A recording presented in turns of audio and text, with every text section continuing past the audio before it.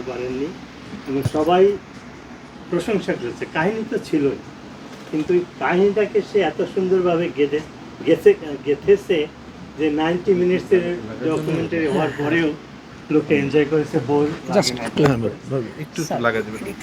আচ্ছা, তো again thanks to Nadim. নাদিমের আরেকটা পরিচয় আছে, সে টরন্টোতে পড়াশোনা করেছে ফিল্ম মেকিংয়ের উপরে, এবং ব্যক্তিগত জীবনে সে হলো কবি আসাদ চৌধুরীর মেয়ের জামাই। তো তার পারিবারিক একটা কানেকশন আছে মুক্তিযুদ্ধের ব্যাপারে। আপনার এই মুভির মাধ্যমে অনেক কিছু আমরা জানি, তখন আমরা অনেক ছোট ফাইভে পড়ি। এই কথাটা 500 সৈন্য নামাইছে বলছে 5000, এটা আমরা কখনোই জানি এই আজকে প্রথমেই জানতে পারলাম। আগে অতভাবে জানার চেষ্টাও করিনি হয়তো। এটা একটা খুবই সুন্দর জিনিস জানতে।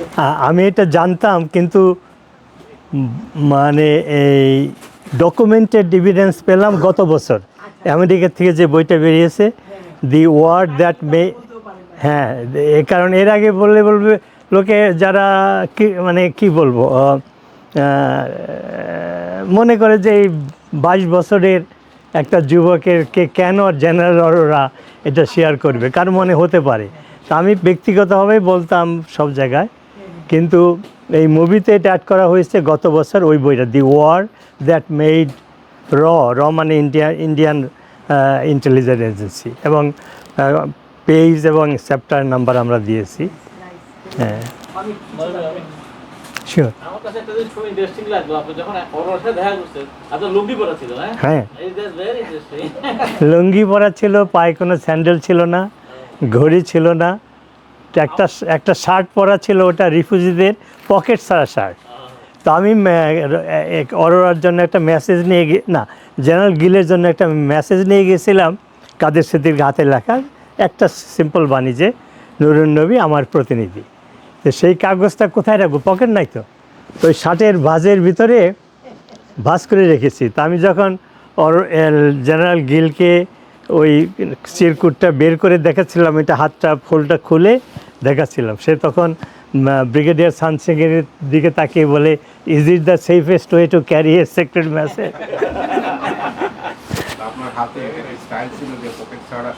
না না, ওটা ইন্ডিয়ান সরকার রিফিউজিদের ক্যাম্প শার্ট দিয়েছিল, সেই একটা শার্ট আমি পেয়েছিলাম। আমার সিলেক্ট করা না, কারণ আমাকে তো 22 বছরের যুবক, চশমা পরা, আমি যদি ড্রেস শার্ট পরে যাই লোকে সন্দেহ করবে যে কলেজের ছাত্র, নিশ্চয়ই ইউনিভার্সিটির ছাত্র। তো যে রাউটটা আপনি ফলো করে গেছেন, প্রায় 150 মাইলের রাউট, এখানে তো তখন তো সাইনবোর্ড ছিল না, কোনটা কোন এলাকা, ওইটাই ছিল চ্যালেঞ্জ। এবং সেটা অনেকটা জীবনের ভয় ছিল না বলেই পেরেছিলাম। যদি জীবনের ভয় থাকতো তাহলে তো পারতাম না যে এখানে এই বিপদ হতে পারে। তখন তো কোনো, হ্যাঁ, লোকেশনগুলো যে না, আমাদের গ্রাম থেকে উত্তরের দিকে বর্ডার, এটুকু তো জানি। ময়মনসিংহ বর্ডার পার হলেই তো হ্যাঁ ইন্ডিয়ান বর্ডার। তো আমি টাঙ্গাইলের লোক, টাঙ্গাইলের পরে হলো জামালপুরের পরেই হলো আসাম এবং মাইনকাচর। এই তো ওইভাবে যে নর্থের দিকে যাচ্ছি। আর ওই যখন যেতাম তখন লোকজনকে জিজ্ঞেস করতাম, আর গ্রামের লোকজন তো অনেকেই আমাদেরকে সাহায্য করেছে, আমাদেরকে খাইয়েছে, থাকার জায়গা দিয়েছে। কোনো কিছু জিজ্ঞেস করলে, আমার বইয়ে লেখা আছে, আমি যখন ওই যমুনা নদী ত্যাগ করে যখন জামালপুরের মাঝখান দিয়ে হেঁটে নৌকায় যাব, এক মাঝি আমাদেরকে চিনেই ফেলছে। নৌকা ওঠার পরে বললে, আপনারা কারা আমি জানতে পেরেছি, ভয় করবেন না, কোথায় যেতে হবে আমাকে বলে। আমরা বলছি উত্তরের বর্ডারের দিকে, কোনো গ্রামের নাম তো জানি না। তো এইভাবে প্রথমবার পার হয়েছে। 7 দিন লাগতো। হ্যাঁ, ওর ভিতরেই।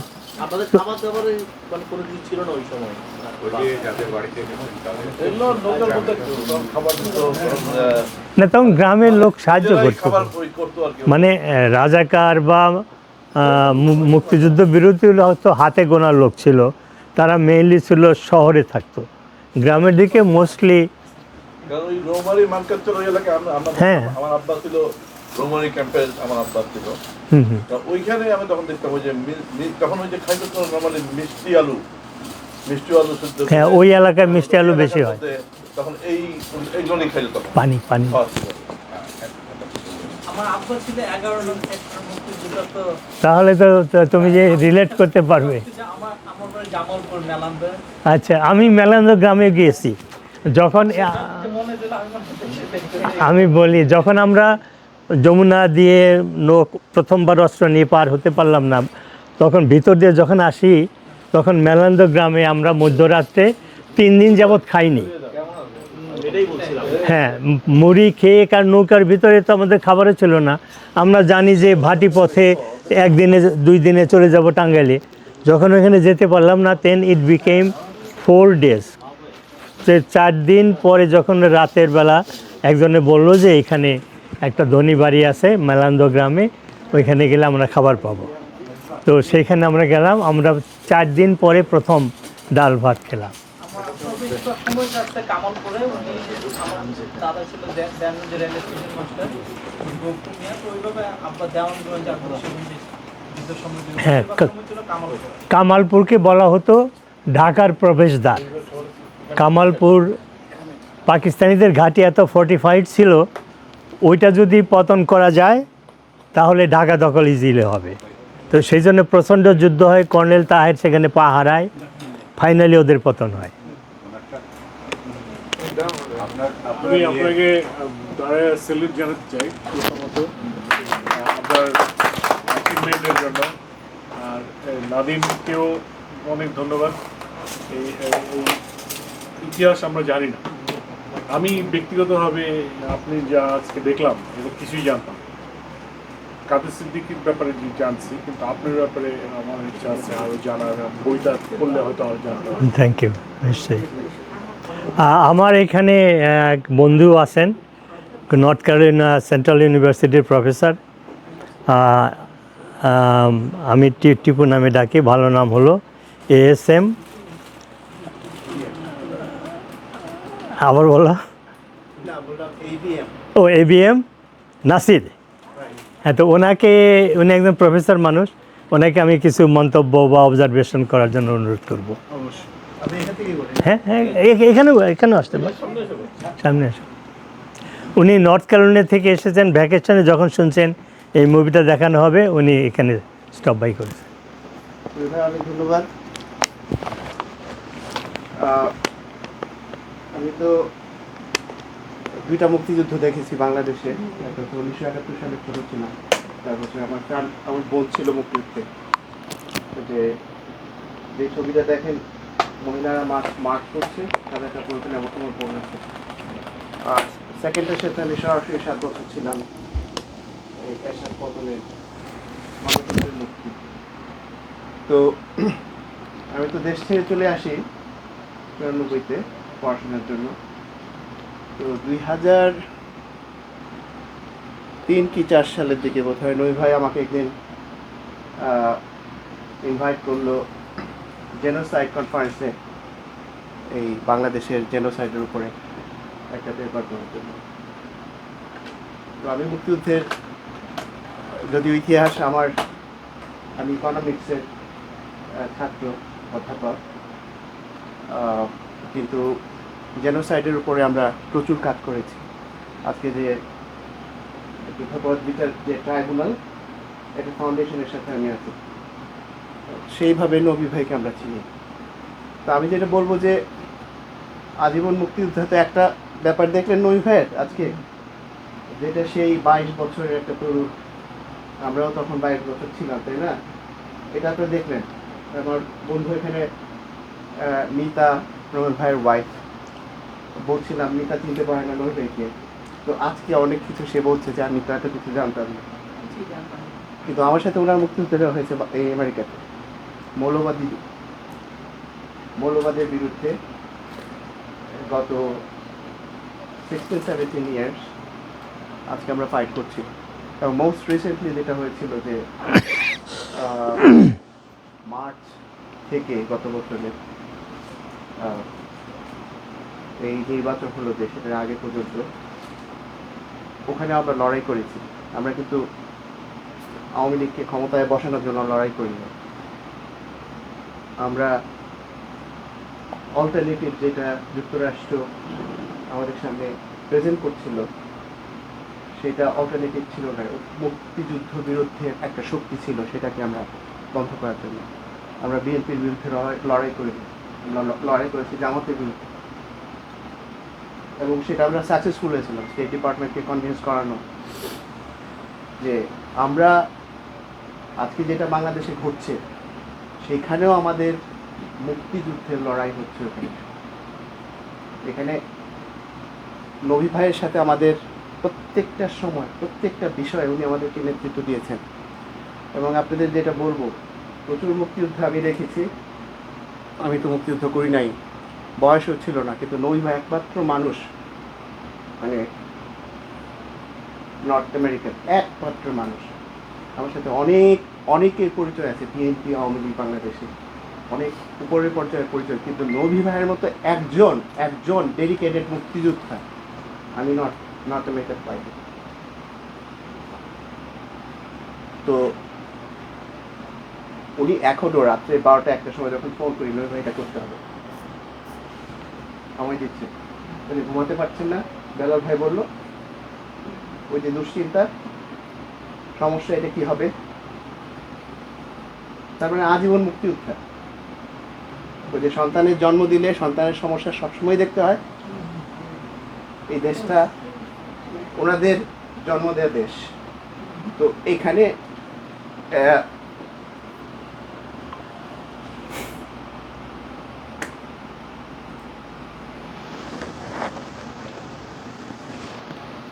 ভাই ধন্যবাদ আপনাকে হ্যাঁ, আমি এই জিনিসগুলো শেয়ার করার জন্য। বলি, হ্যাঁ, জি জি আমার নবী ভাই কিন্তু আমার সব কিছু মনে করিয়ে দিয়েছে, কিন্তু আমি কিন্তু প্রত্যেকটা মুহূর্ত কিন্তু আমার সব কিছু মনে আছে।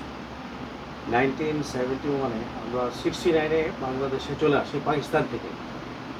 আমার বাবা ছিলেন এয়ারফোর্স অফিসার ছিল, হ্যাঁ। তো কিন্তু আমরা কিন্তু খাঁটি বাংলাদেশি, ঠিক আছে। আসার পর ওই যে শেখ মুজিব যে বক্তৃতা দিয়ে আমি কিন্তু আমার আব্বার সাথে গিয়েছিলাম 7ই মার্চের ভাষণটা, হ্যাঁ। তারপরে 71 সালে আমরা কিন্তু তখন ওই যে লালবাগ খাজিয়াওয়ানে থাকতাম। তো ওই দিন রাতে যে পাকিস্তানিরা যে অ্যাটাক করলো, আমরা কিন্তু সব কিছু দেখলাম, সব কিছু শুনলাম। ইউনিভার্সিটি এলাকাতে সমস্ত ছেলেপেলেদের যে মেরে ফেলছে, হ্যাঁ, ওরা সবাই কিন্তু লালবাগে পালিয়ে ঢুকে আসলো, দেখলাম অনেকে রক্তাক্ত, আমরা কিন্তু ভিতর দিয়ে জানালার ভিতর দিয়ে দেখলাম সব কিছু, হ্যাঁ। তো পুরাটা 9 মাসই কিন্তু আমাদের একটা, তার উল্টা দিকে কিন্তু ওই যে জিঞ্জিরা ছিল না ওই সময়টা, হ্যাঁ, বুড়িগঙ্গার ওপারে জেনজি। তো অনেক বাঙালি কিন্তু ওই সময় সবাই চলে গেল আগরতলাতে। তারপরে ওর কাজিন ছিল মুক্তিযোদ্ধা, ওর ভাই ছিল মুক্তিযোদ্ধা, আমাদের বাসায় কিন্তু ঘাঁটি ছিল, মুক্তিযোদ্ধাদের ঘাঁটি ছিল। দেশ যেদিন স্বাধীন হলো সেদিন আমরা বের হলাম গাড়ি নিয়ে, তখন গুলিস্তানে দেখলাম যে অনেক মৃতদেহ পড়ে আছে, হ্যাঁ। তো এগুলি স্মৃতি কিন্তু ভোলার না। আরেকটা জিনিস দেখলাম, স্বাধীনতার পর একটা ভিডিও দেখতাম, ওই ভিডিও বোধহয় গায়েব হয়ে গেছে, কারো মনে আছে কিনা জানি না। একজন প্রফেসর ওই দিন 24শে মার্চে তার জানালা খুলে সে গোপনে তার কত পুরানা আমলের ক্যামেরা ছিল, ইঞ্জিনিয়ারিং ইউনিভার্সিটির প্রফেসর, Exactly, ওখান থেকে সে ভিডিও করেছিল। কোন হলটা আমার জগন্নাথ হল, যেটা হিন্দু ছাত্রদের জন্য। জগন্নাথ কলেজ, হ্যাঁ। তো ওখানে দেখলাম যে সবাইকে জড়ো করছে, সমস্ত স্টুডেন্ট জড়ো করলো। তারপরে দেখলাম যে সবাইকে গুলি করে মেরে ফেলছে, সবাই পড়ে যাচ্ছে। একজন অনেকক্ষণ ধরে বেঁচে ছিল, পা ধরে ছিল আর কি, হ্যাঁ, যে আমাকে মেরো না, প্লিজ মেরো না, মেরো না। 5 মিনিট পরে তাকে দেখলাম যে মেরে ফেললো। ওটা তো এখনও আমার স্মৃতিতে, কোনো কিছু ভুলিনি। তো নবী ভাই আপনাকে স্যালুট। আমি একটু আমরা নিয়াজ ভাইয়ের কাছে শুনবো। নিয়াজ ভাই ধন্যবাদ, আপনি এখানে আসছেন এবং ডিউক ভাই আসছেন, সবাই আসছেন। এখানে আমাদের মধ্যে এই যে আজকে টিপু ভাই কথা বলতে গিয়ে উনি বাকরুদ্ধ হয়ে গেছেন, এটা হচ্ছে আবেগ, উনি আপ্লুত হয়ে গেছেন। এটা হচ্ছে কি, উনি ধারণ করেন বাংলাদেশকে, উনি ধারণ করেন মুক্তিযুদ্ধকে, উনি সেদিন ছিলেন না। এটা কিন্তু আজকে আমরা যারা এখানে মুভি দেখতে আসছি, আমাদের একটা সৌভাগ্য যে আমরা একজন লিভিং লিজেন্ডের সামনে বসে তারই জীবনের উপর মুভি দেখছি। তো যাই হোক, আমি একটু আমার ইয়াটা শেয়ার করবো, তার আগে আমি খান ভাই আপনাকে অনুরোধ করছি আপনার কথা বলার জন্য। আমি রবি ভাই, আসসালামু আলাইকুম। শাহ ভাইয়ের কাছ থেকে আপনার কথা অনেক শুনেছি। আচ্ছা, তো আমি আপনার বোধহয় কয়েক বছর জুনিয়র। আচ্ছা, তো আমি ঢাকা ইউনিভার্সিটিতে আই গ্রো আপ দেয়ার। আমার আব্বা, আমরা থাকতাম 3টা বাংলো ছিল ইকবাল হওয়ার আগে মসজিদ হলের কোনটা দিকে খেতে দিতে, আমরা মিডল বাংলোতে থাকতাম। আচ্ছা, তো আমি পুরা দেখেছি ফার্স্ট ফায়ারিং মার্চ মাসে, তারপরে লাস্টে যখন 16 তারিখে পাকিস্তানে আর্মি সারেন্ডার করছিল, সব সোলজাররা হেঁটে যাচ্ছিল দিনখানা দিতে, সব ইয়াং ছেলে বাচ্চা সোলজারগুলো। আচ্ছা, তারপরে স্ট্রেচিং করলো আমাদের বাসার উপর দিয়ে, অনেক ওই করলো, কী করলো, রকেট পার্টস, এয়ারপ্লেনের বুলেট, অনেক কিছু ওই হলো। দেখলাম চোখে সবই কিছু দেখেছি। অ্যাটলিস্ট 5-6 বার আমরা মুভ করেছি। তো আমি এখানে শিক্ষক, পড়াই এখানে প্রফেসর কমিউনিকেশন। আর আমি সেলিব্রেটেড 50 years of বাংলাদেশ। একটা বই লিখেছি, লুহিত ভাই এখানে আছেন, উনিও, আমি 14 জন নর্থ আমেরিকা থেকে আর্টিকেল কালেক্ট করেছি, their recollections of the liberation war, and I put that together. ওই বইটা আমি আজকে আনিনি, আনলে ভালো হতো। তো ওইটা হ্যাঁ, আচ্ছা, আপনাকে একটা আমি কপি পাঠাবো, give me your address, send that. Bangla English দুটাই আছে ওইটা। তো এটা আমরা সেলিব্রেট করছি যে আপনার dedication, you like it very much, thank you so much for doing it. আমি যেতে পারিনি, আমাকে যেতে দেওয়া হয়নি, আমি একমাত্র ছেলে আর ওইদিকে ছিল আমার মেজ বোন, তার আমার দুলাভাই পাকিস্তান আর্মিতে ডাক্তার ছিল, অ্যান্ড খারিয়া ক্যান্টনমেন্টে ছিল, and there safety was very important for us. তো ওই ভেবে আমাকে খুব আগিয়ে রেখেছি, আমাকে বাইরে যেতে দিত, তারপর হোম মানে হাউস অ্যারেস্টের মতনই ছিল আমার। তো এই ব্যাপারে সো উই নো আ লট। আমার এক ছোট বোন ছিল, তো ওই জন্য খুব আমরা ভেরি কেয়ারফুল ছিলাম in that time. So but we have seen, we have done, I witnessed anything. ওই বইতে আমি লিখেছি আমার সব যত রকম অভিজ্ঞতা সব। আর মুহিত ভাইও লিখেছেন, উনি সিলেটেড, so he has written about it. Shahab Bhai is one of the editors of that book. আমরা 3-4 জন আছি editor. তো নর্থ আমেরিকা থেকে, ক্যালিফোর্নিয়া থেকে, ক্যানজাস থেকে অনেক আর্টিকেল করে কম্পাইল করে I edited that. I was a teacher and got that. Thank you. Thank you. Khan ভাই অনেক চেষ্টা করছে মিন্টুর সব কাহিনী, কিভাবে অনেক ওই গান ছিল, ও অসুস্থতার কারণে লিখতে পারে। আমি যে তুমি আমাকে বলো আমি লিখে দিই, ওইটাও এত অসুস্থ ছিল না আর করতে পারিনি। আবার কিছু কিছু আমি জিনিস জানা চাচ্ছিলাম আছে, ওটা খুব বিজয় বাট আর একটা কথা শুধু একটু খান ভাইয়ের কথার সাথে অ্যাড করতে চাই, যে খান ভাই বলছিল যে আমার পরিবারে আমি একমাত্র সন্তান ছিলাম, আমি মুক্তিযুদ্ধে যেতে পারিনি। আমার একটা জিনিস মানে আমার আব্বা মুক্তিযুদ্ধ ছিলেন, দুই ভাইয়ের আব্বা মুক্তিযুদ্ধ ছিলেন। এখানে স্টেট অফ জর্জিয়ার সিনেট থেকে, আপনারা জানেন কিনা জানি না, যে আমাদের এই স্টেট সেন্টার শেখ রহমানের কারণে আমাদের এখান থেকে যারা আমরা আমাদের নৌন যারা মুক্তিযুদ্ধের লোক ছিল তাদের সবাইকে আমরা প্রোক্লামেশন করে আর্টিকেল দিয়েছি। তো আমি একটা জিনিস যেটা বলছি, খান ভাইয়ের কথার প্রেক্ষিতে দেখেন, আমার যেটা মনে হয়েছে সেটা হচ্ছে সেখানে যারা অস্ত্র হাতে নিয়ে যুদ্ধ করেছে, যারা মুক্তিযোদ্ধাদের সহযোগিতা করেছে, তারা ছাড়াও আমার কাছে মনে হয় 95% মানুষ পুরোপুরি মুক্তিযোদ্ধা ছিল, মনে প্রাণে। ওনারা হয়তো কেউ কেউ অস্ত্র নিয়ে যেতে পারে নাই, কিন্তু এই যে কিছু কিছু লোক এক ধরনের বিভেদ সৃষ্টি করার চেষ্টা করে যে মুক্তিযোদ্ধাকে কে কি, এটা কিন্তু অত্যন্ত একটা মানে কি বলে পলিটিক্যাল স্বার্থে সোকল পলিটিশিয়ানরা এটা ইউজ করে। কিন্তু একজন ডক্টর নুরুন নবী বা এই জাতীয় ক্যারেক্টার যারা আছেন তারা কিন্তু জানেন। এই যে আজকে মুভিটা যখন হচ্ছিল, আমার কাছে মনে হয় যে 91 মিনিটসের মতো একটা লোক পিন শব্দ ছাড়া সবাই দেখতেছিল মনোযোগ দিয়ে। এই যে এটা কি, আপনারা তো মুক্তিযুদ্ধে ছিলেন না এখানে অনেকেই, কিন্তু আপনারা দেখছেন কীভাবে এটাকে রেসপেক্ট করেছেন, দেখেছেন। যাই হোক, আমি এবার এখানে একটা কথা বলবো, জি জি যে আমি বলবো যে আমি যে বইটা কালেক্ট করেছি ওইটা আমার যে ফিউচার জেনারেশনের জন্য, they need to know the story. আমার ছেলে, they were born and brought up here, তারা জানে না, আমার ছেলের বউরা জানে না, ওরা বিদেশি বুঝছেন, ওদেরকে জানাবার জন্য। So that was the essential element. আর আমি একটা অ্যাটলান্টার উপর একটা বই দিয়েছি, বেঙ্গলিজ অফ অ্যাটলান্টার উপর একটা বই দিয়েছি। সো দ্যাট অলসো, যে পরে যখন আসবে লোকরা, আমরা তো চলে যাব, তারপরে তারা যেন জানে যে অ্যাটলান্টাতে কারা বাঙালি ছিল, কে প্রথম আসছে এখানে অ্যাটলান্টা সেল করছে বাংলাদেশি, এখানে কি বিজনেস, এখানে কি এডুকেশন, কারা প্রফেসর, কারা ইঞ্জিনিয়ার, কারা বিজনেস করছে, সব একটা 350 পাতার মতো একটা বই। আমি ওটা সোললি আমি লিখি।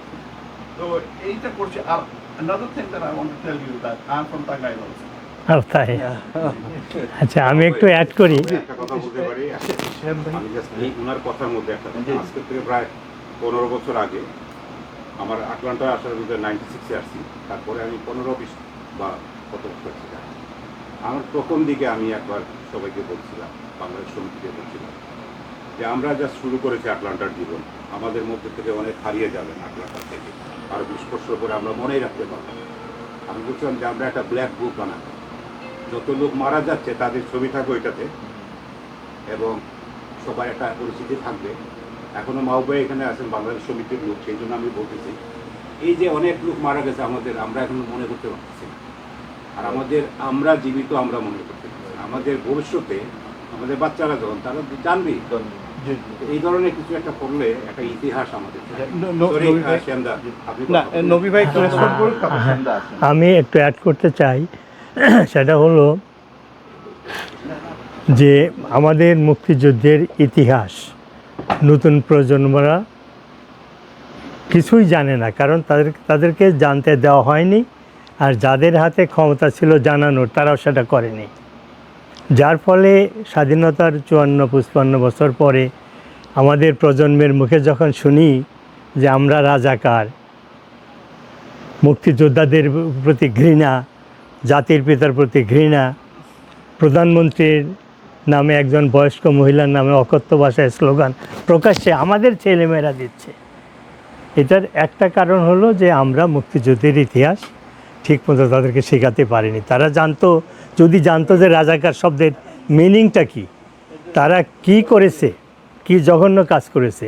তো কাজেই এই মুভিটা আমরা তৈরি করেছি, এটা আমার ব্যক্তিগত প্রচেষ্টায় এবং নাদিম ইকবালের মেধা দিয়ে। উদ্দেশ্য ওইটাই যে নতুন প্রজন্মকে মুক্তিযুদ্ধের ইতিহাস জানানো। এবং আপনারা যারা মুক্তিযুদ্ধের অভিজ্ঞতা বললেন, আপনি লিখেছেন, এরকম আমাদের সবারই দায়িত্ব আমাদের ছেলে মেয়েদেরকে শেখানো। এবং যদি আমাদের ক্ষমতা না থাকে, যে সমস্ত ম্যাটেরিয়াল অ্যাভেলেবল এখন মাস মিডিয়াতে অ্যাভেলেবল, অনেক ডকুমেন্টারি আছে, আমার এটা সহ এর বাইরেও অনেক ভালো ভালো ডকুমেন্টারি আছে, এগুলো প্রচার করতে হবে। এই জন্যই আমি আপনাদের ডাকে এখানে এসেছি। গতকালকে যাওয়ার কথা ছিল ফ্লোরিডাতে, সেটা যাওয়া হয়নি। নেক্সট উইকে ইংল্যান্ড এবং প্যারিসে যাওয়ার কথা। তো আমরা এ পর্যন্ত এই মুভিটার 21তম শো আজকে হলো, আর অগাস্ট মাস সহ আরও 10টা শো হবে। উদ্দেশ্য একটাই, মুক্তিযুদ্ধের ইতিহাস আমাদের ছেলে মেয়েদেরকে জানানো। সরি, আপনি আমাদের আর্কাইভ করা দরকার। হ্যাঁ, শিওর। বই আর মুভি যেগুলি হচ্ছে, ওটা আমরা একটা special collection, either you do it in New Jersey বা যেখানে করেন, একটা আর্কাইভ করে, it is available for everybody. যে আমরা তো আমি যে করেছি আপনি তো জানেন না, না। অনেকেই জানেন না, এখানেও লোকরা জানে না। আচ্ছা, তো ওই জন্য একটা করলে খুব ভালো হয়। আপনি যদি একটা ওইটা উদ্যোগ নেন তা আমরা খুব খুশি হব। খুব খুব ভালো একটা প্রপোজাল। সেজন্য সেবা লাইব্রেরি অত্যন্ত ভালো জায়গা হবে বলে মনে হয়।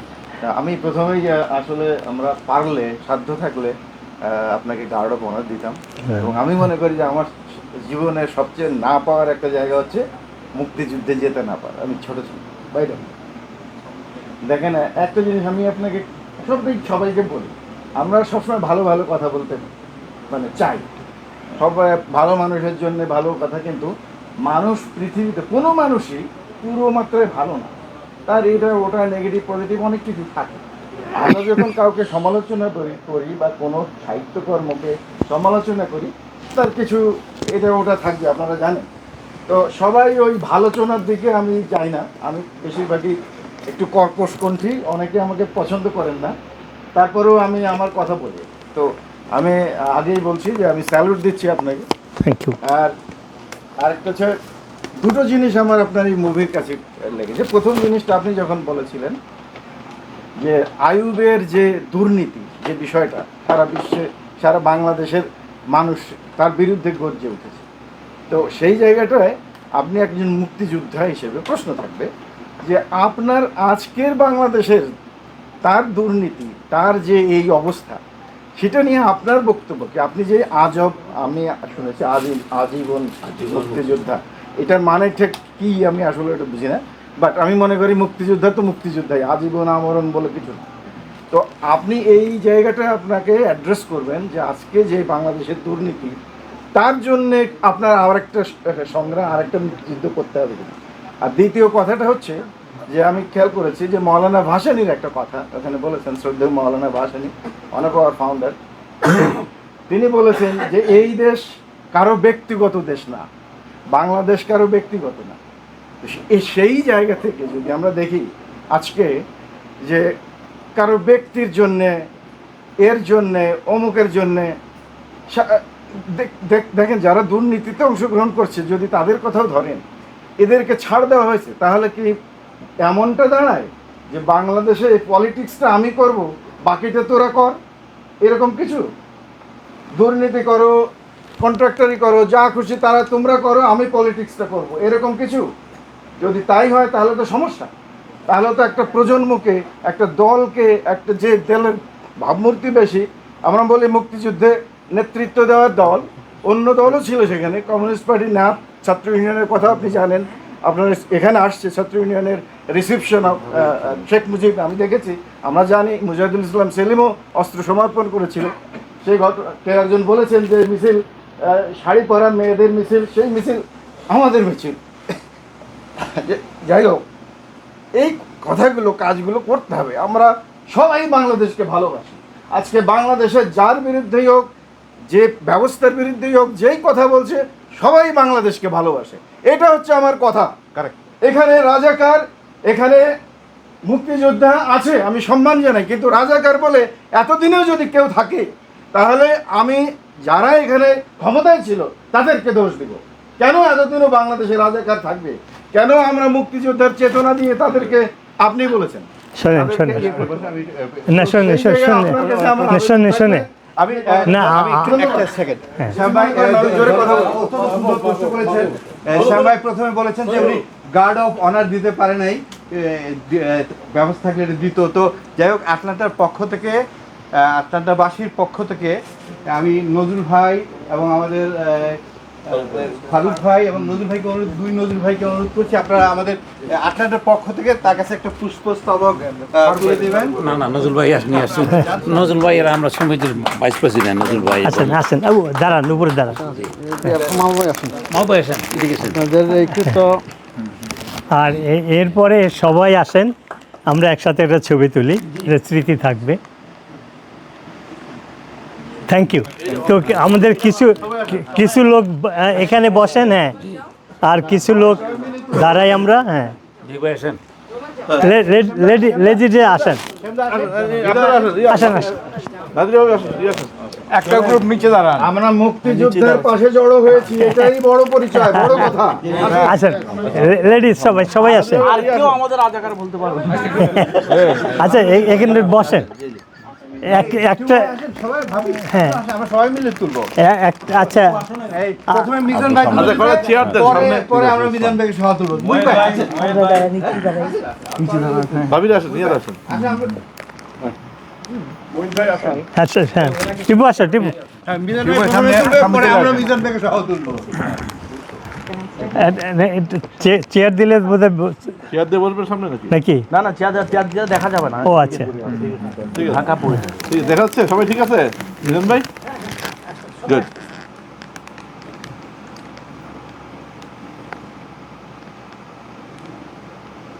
Thank you. Thank you. মাহবুবের ফোনটা দেন, মাহবুবের ফোনটা কই?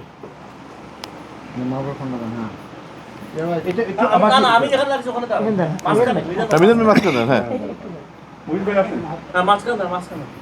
শেয়ার করতে ভুলেন না কিন্তু।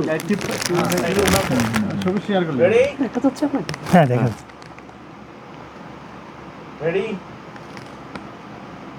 আপনি আসেন কেন, আসবো তো আমরা। টিপু টিপু তো আসো। ওই যে টিপু ভাই। ক্যাপশন হবে অ্যাক্টিভ, এই ক্যাপশন হবে একজন মুক্তিযোদ্ধার সাথে আমরা। হ্যাঁ right. Ready? Cheese. Last one. Okay.